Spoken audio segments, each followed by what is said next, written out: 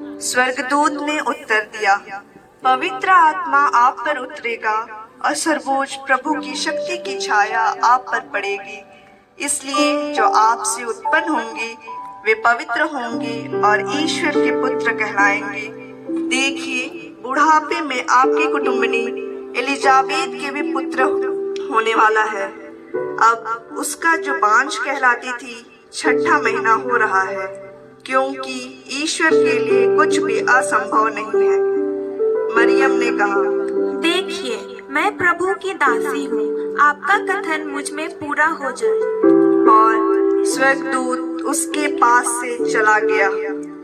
उन दिनों मरियम पहाड़ी प्रदेश में यूदा के एक नगर के लिए शीघ्रता से चल पड़ी। उसने जकरियस के घर में प्रवेश कर एलिजाबेत का अभिवादन किया। ज्यों ही एलिजाबेत ने मरियम का अभिवादन सुना, बच्चा उसके गर्भ में उछल पड़ा और एलिजाबेत पवित्र आत्मा से परिपूर्ण हो गई। वह ऊंचे स्वर से बोल उठी, आप नारियों में धन्य हैं और धन्य है आपके गर्भ का फल। मुझे यह सौभाग्य कैसे प्राप्त हुआ कि मेरे प्रभु की माता मेरे पास आई? क्योंकि देखिए, ज्यों ही आपका प्रणाम मेरे कानों में पड़ा, बच्चा मेरे गर्भ में आनंद के मारे उछल पड़ा। और धन्य है आप जिन्होंने यह विश्वास किया कि प्रभु ने जो कुछ आपके लिए कहा वह पूरा हो जाए। तब मरियम बोल उठी, मेरी आत्मा गाती प्रभु गुणगान, प्रभु में ही है सदा प्रसन्न। मेरी आत्मा गाती प्रभु गुणगान, प्रभु में ही है सदा प्रसन्न। अपने दीन दासी पर कृपा दृष्टि की है, अब से सब पीढ़ियां मुझे धन्य कहेगी।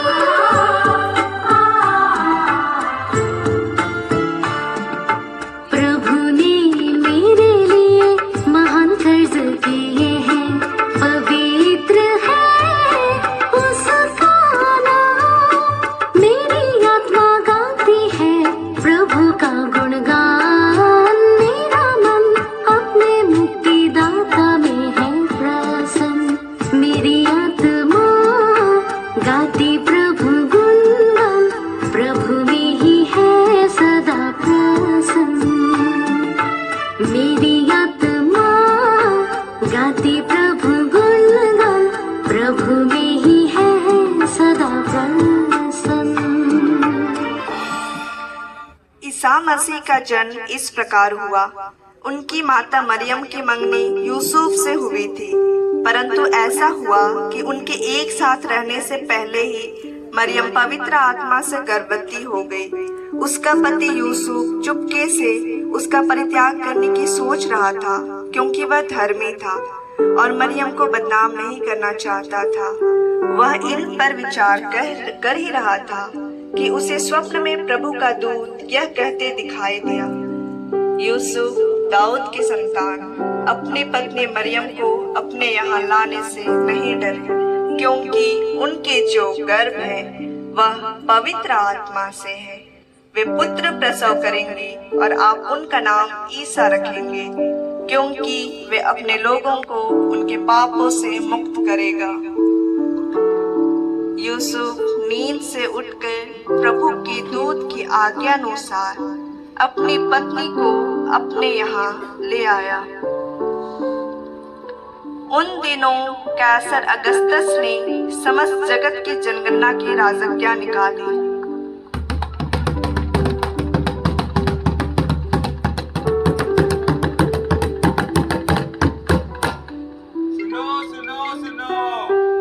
अपने नगर में जनगणना होने वाली है, तो सभी अपने घर जाकर अपना नाम दर्ज करा लें। सुनो सुनो सुनो।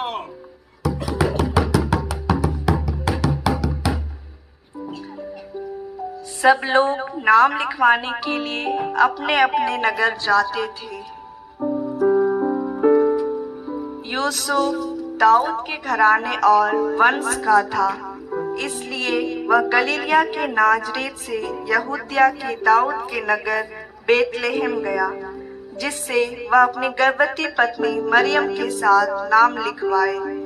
वे वही थे जब मरियम के गर्भ के दिन पूरे हो गए। तब वे रहने के लिए सराय में जगह खोजने लगे।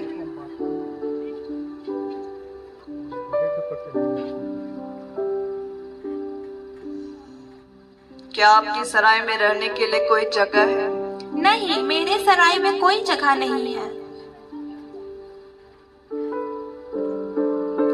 क्या आपके सराय में रहने के लिए कोई जगह है?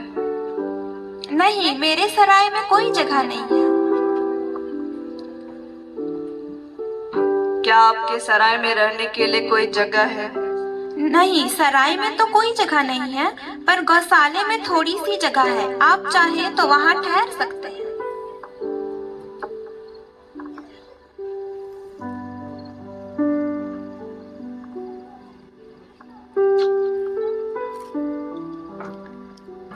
उस प्रांत में चरवाहे खेतों में रहा करते थे।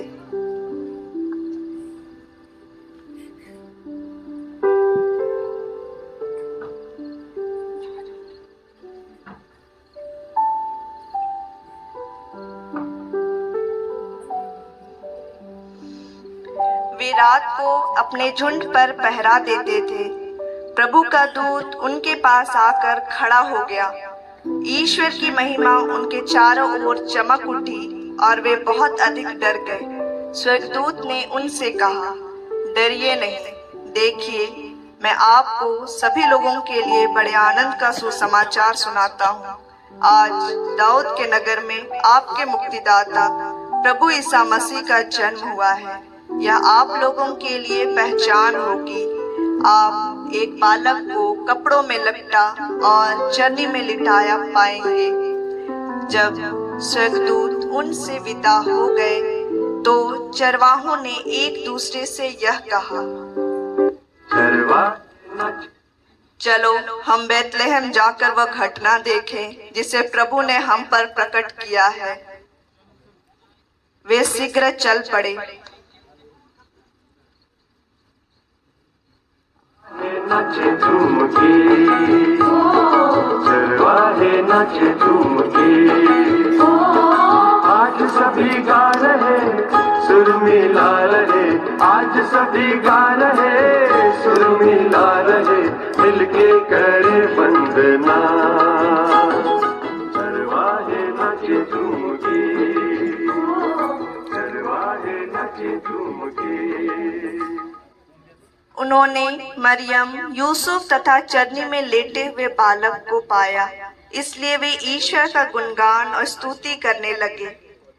ईसा का जन्म यहूदिया के बेतलेहम में राजा हेरोद के समय हुआ था। इनके बाद ज्योतिषी पूर्व से यरूशलेम में उदित तारे को देखते हुए जहां बालक थे वहां पहुंचे। वे तारा देखकर बहुत आनंदित हुए। वे घर में प्रवेश कर बालक को माता मरियम के साथ देखा और उसे साष्टांग प्रणाम किया। फिर अपना अपना संदूक खोलकर उन्होंने उसे सोना, लोबान,